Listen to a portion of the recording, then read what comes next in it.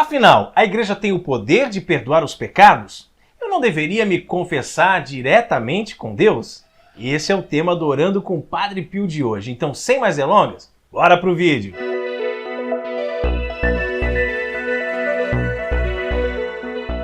Vinde, ó Deus, em meu auxílio, socorrei-me sem demora. Quando cometemos um erro, quando caímos em pecado, a nossa consciência nos acusa, Graças não é a mesmo? Deus, né? Não conseguimos pecar e dormir tranquilamente. Ao colocar a cabeça no travesseiro, ficamos ali lembrando, remoendo, até nos martirizando por culpa do pecado.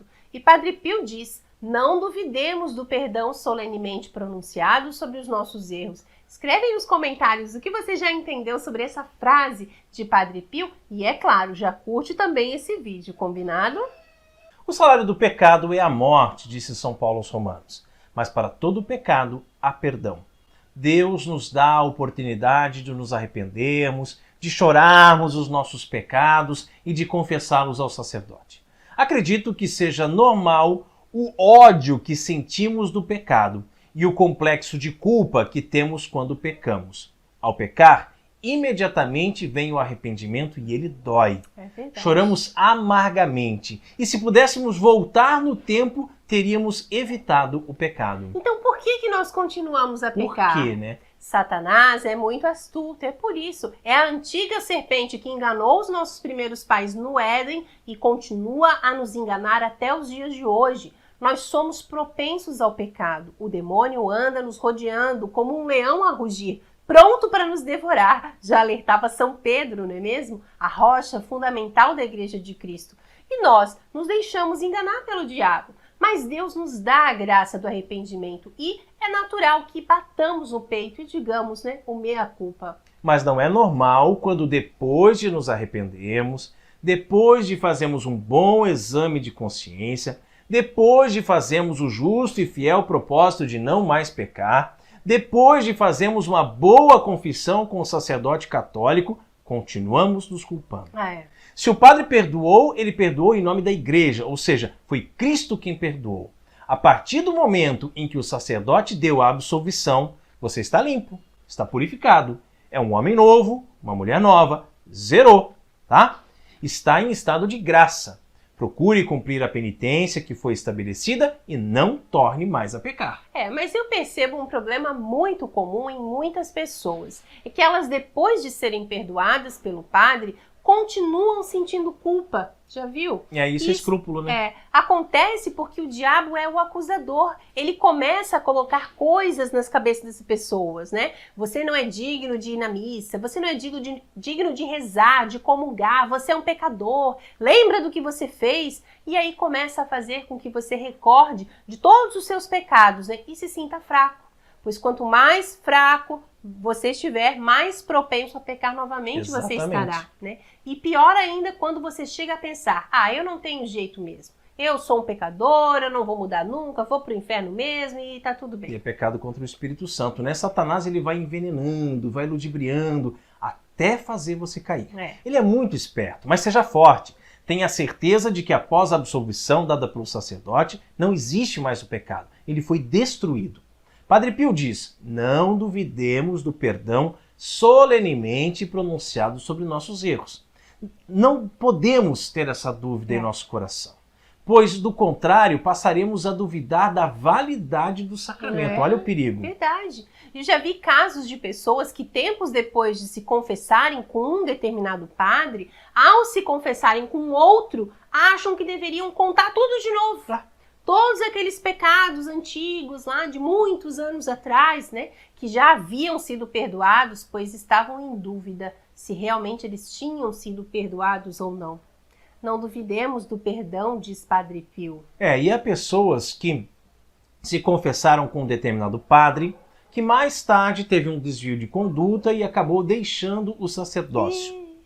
E por isso eles acham que os sacramentos que ele ministrou lá no passado não valeram.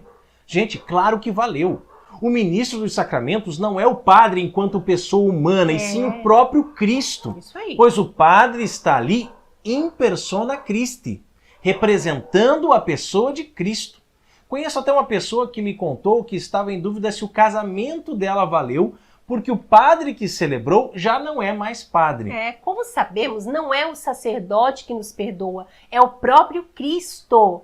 Uma vez que o sacerdote atua in persona Christi, é Cristo quem age, o homem é apenas um instrumento. Quem absolve é Cristo. Quem consagra na missa é Cristo, por meio do sacerdote. O sujeito da ação é o Cristo, a divina pessoa na qual o céu e a terra estão unidos. Então, esse é o significado da expressão in persona Christi. Exatamente. Duvidar do perdão concedido pelo sacerdote na confissão é duvidar que o próprio Cristo nos perdoou.